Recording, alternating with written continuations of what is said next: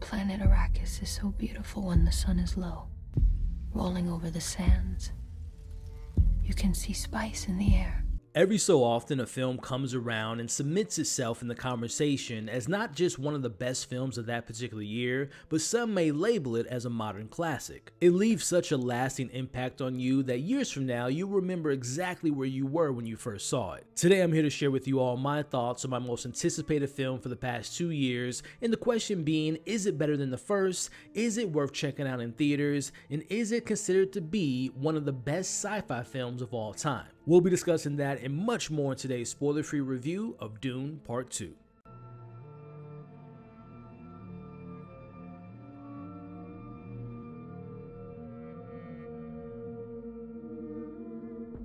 But first, let's get the conversation going in the comments below. Were you excited to see this film? Have you read the books? What did you think of 2021's Dune? But more importantly, when you've seen Dune Part 2, let's talk about your pros, your cons, and if you think this will end up being not only one of the best films of the year, but if you also think that it is considered to be a sci-fi masterpiece. Let me know your thoughts in the comments below. So let's kick this review off by talking about some of the creators behind the scene that made this film, to me, truly special.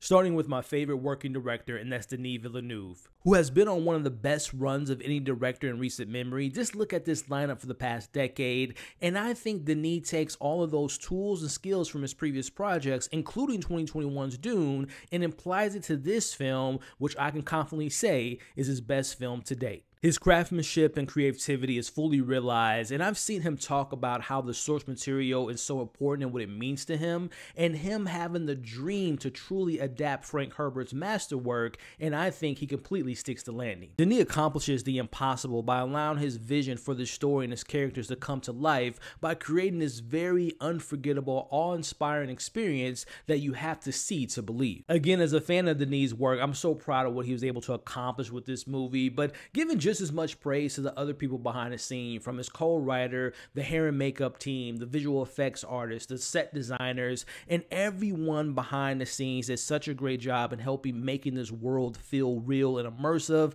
and shine a light on the cinematographer Greg Fraser, who I was first introduced to in 2010's Let Me In, and I've been a fan ever since. Speaking of an iconic run from what I mentioned about Denis' work for the past decade, looking at Greg's resume, he has been in a zone from going from Dune to the Batman to the Creator, but his work in this film is nothing short of incredible. Greg does such a great job of making each frame feel unique in detail, and it feels real no matter if it's a huge set action piece or if you get these incredibly emotional close-up with the characters. He manages to create such a perfect shot within each single frame, absolutely stunning piece of work. But the Trinity isn't complete without the GOAT himself. I'm referring to Hans Zimmer's score. I can't describe how important or how perfect his score is in some of the most key moments of this film. His score just washes over you and makes everything feel 10 times larger in scale, but also manages to make the more intimate moments have meaning and feel very personal. So from the incredible direction to the amazing sound design, which I absolutely love with this movie, to the perfect score, it all comes together as this trinity to make this film really come to life and make it a once-in-a-lifetime experience. But you can have all those components operating at peak levels, but you also need believable performances, and the actors in this film completely understood the assignment. I could spend hours talking about each character, no matter their screen time. Everyone left a lasting impression, from supporting characters like Dave Bautista,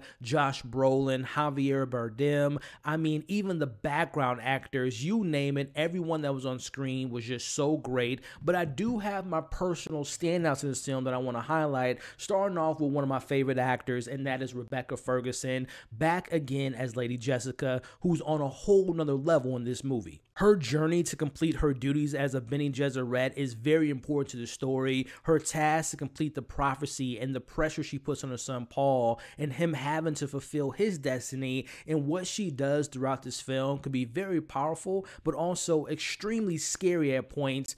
As always, Rebecca Ferguson never disappoints. But let's transition and talk about some of the newcomers in this film. Starting off and sticking with the Bene Gesserit, I want to talk about one of the new additions who has a small role in this film, but a very important one, and that is Léa Seydoux as Margaret. Now, for those that have read the books, know how important she is to this particular story, and I won't spoil it for others, but her role in her particular scene is definitely one of my favorites, and I can't wait to see what they do with her role moving forward. Now, another newcomer who I'm a big fan of their work, and that is Florence Pugh as the princess. She's so regal and also shares a lot of responsibility, very similar to Paul Atreides, and she is tasked with keeping these very enormous secrets, and where the film puts her character at the end sets her up to be very important for down the road. But I'll be honest, my favorite new addition to this cast is Austin Butler as Feyd. He is incredible in this movie. Dare I say, he steals every single scene that he's in. Like, you can tell he's having such a great time playing this psychotic and deranged character, and definitely reminded me of moments of seeing Heath Ledger as the Joker. He's so menacing and terrifying, but just like Paul and just like the princess, he's tasked with huge responsibilities and given power and control, and seeing what he does with that is so entertaining. Now, talking about our two leads and starting off with Timothée Chalamet. Now, I've been a fan of his since seeing him in his very small role in my all-time favorite film, Interstellar, and I've been watching his career flourish ever since. But I believe this is his best acting performance of his career as Paul Atreides. I was beyond impressed seeing the transition and the arc from his character, not just from 2021's Dune, but from this movie alone. From where we see Paul Atreides start at the beginning of this film to where he ends is just spectacular. It's such a great but somewhat tragic arc, and Timothée Chalamet completely delivers an A++ award-winning performance. Seeing the struggle and the hesitancy in following this prophecy and his visions making him afraid of what's to come, all while balancing this newfound love with Chani, but also seeing his vengeance from losing his father, all huge things that he has to put on his shoulder, and Timothée Chalamet does not disappoint. What a wonderful performance. Now, I personally believe the heart and soul of this very dense and complex universe is a story that we get to see played beautifully by Zendaya as Chani. Now, she's not a believer of this prophecy, but she believes in the good and sincere nature of Paul, and she loves that he takes a like-mindedness in caring for her people, and that the Fremen should be their own liberators and not some outsider. Her arc and her character's motivations are so strong, and she gets to do a lot more in this film, and she really carries a lot of the emotional weight throughout this narrative. Now, switching gears and talking about the grandioso story that we have here, to me, this is the definition of a true part 2, because it takes all the groundwork of part 1 and expands more on those seeds that were planted. We get to explore all the different planets, we get to expand on more on the lore and the mythology, and it is weird at times, but this is science fiction at its peak,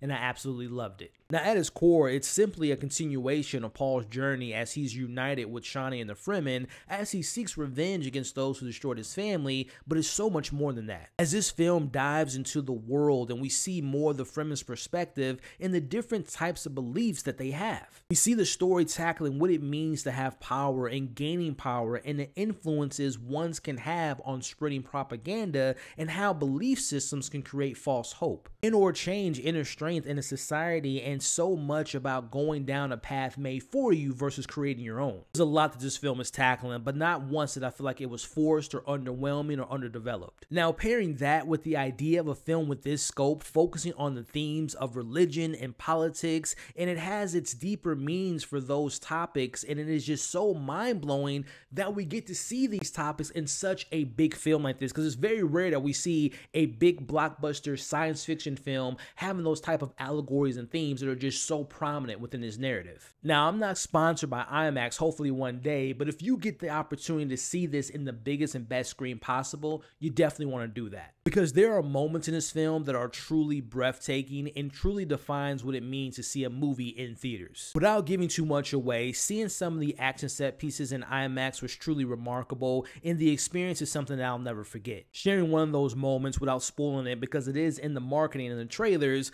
but seeing Paul Atreides riding a sandworm for the first time is one of the most cinematic scenes I've ever seen, and I have to say the third act of this film, like the last 45 minutes, is one of my favorite endings, especially we get this hand-to-hand combat fight that was truly jaw-dropping. Now, I do have some minor issues and some criticism, starting with my nitpicks first. I'll be honest, this is very much a selfish thing, but I definitely wanted more of Florence Pugh as a princess, and I need a show or a spin-off movie of Austin Butler's character because he was so interesting in Pure Evil, and I just want to see his rise and his backstory. Again, this doesn't take away from the film, it's just that I want to spend more time with those particular characters. I want to put this next category in things that worked for me, but I can see it maybe not working for others.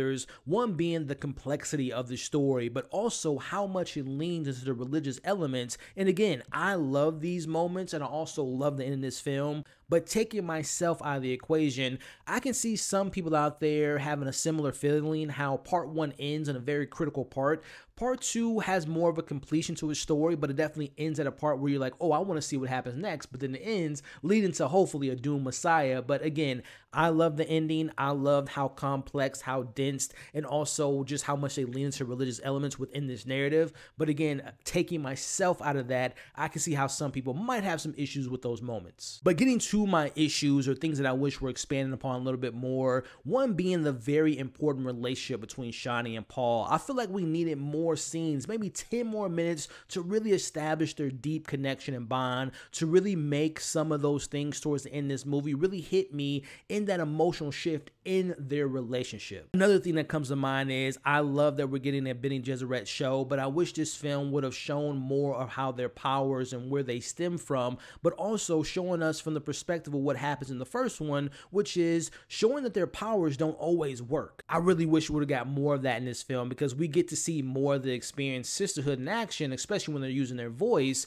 But what if they come across someone that's trained to not be influenced by them and showing that it's just not a trick that can be used on anyone? I wish there was more of a balance of them using their voice and then not working for someone, just to kind of show you that you can't just use it all the time. Because honestly, just thinking about the film, why wouldn't the Bene Gesserit just use their voice to command everyone to do what they want them to do? So I wish there was a better balance of like showing that their powers don't always work. Now, I mentioned the religious element earlier in the film being something I enjoyed in this narrative, but there's definitely a divide or a difference of opinion when it comes to Paul and him being the one and the true Messiah, and there are non-believers within the Fremen. Like, I really wish the film would have put an emphasis on that there was a divide in the Fremen, that there is Stelgar and other people that believe that Paul is the one, but there's other people like, no, I don't believe that prophecy. Like, we can do our own liberation. So I wish there was more of a focus of showing that divide between that group. A last point, I find this to be this generation's Empire Strikes Back or Lord of the Rings and the Two Towers, and to make that particular connection in regards to the Two Towers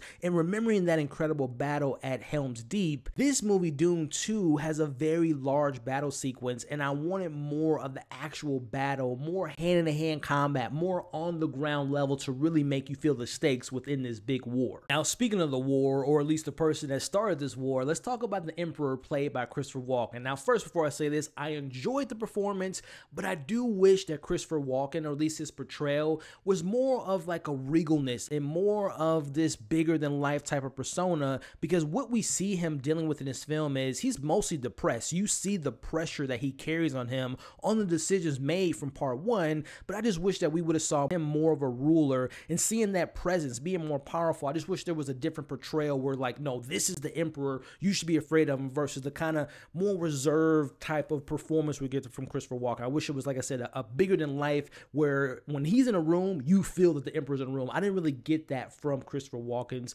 portrayal of this character. So those are my pros, those are my main cons. Before I give you all my overall thoughts and give you my score of this film, if you made it to this point in the video, I want to take the time to thank you all. If you've enjoyed what I had to say, or even disagree but appreciate this review, make sure to hit that like button, but also share this video and share your thoughts in the comments below. And finally, consider subscribing and helping me reach my next milestone. Overall, to all my sci-fi fans, it is time to rejoice because Dune Part 2 is truly remarkable. Denis Villeneuve achieves perfection in this immersive cinematic experience, which includes Hans Zimmer's masterful score and Greg Fraser's best work to date. All the performances left a lasting impression on me, especially our leads Zendaya and Timothée Chalamet, who I think deliver some of their best performances of their young career thus far. Austin Butler's performance was truly amazing and captivating, but also very terrifying, as every aspect of this film is operated on the highest level of excellence, as it it balances its grandioso scale and scope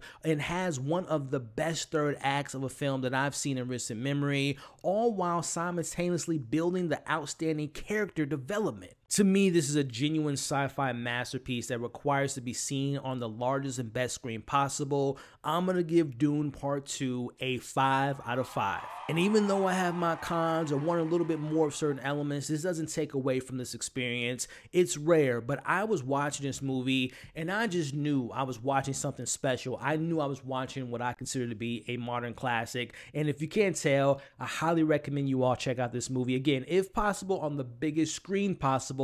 And when you all do see this film, let me know your thoughts in the comments. Pros, cons, favorite moments, favorite characters. What didn't work for you all? Do you think that we'll not only get a Dune Part 3, but maybe some other shows and series, and really kind of taking that Star Wars approach and giving us more? Because I want more. Like, I want this to be a Game of Thrones level of like spin-offs and, you know, sequels and prequels. I'm in love with Dune, and I'm so excited to see this movie again. But hey, that's my thoughts. I want to know yours again in the comments below. Thank you all for watching today's review. Hope you all enjoyed it. Stay safe out there. Catch you all on the next video.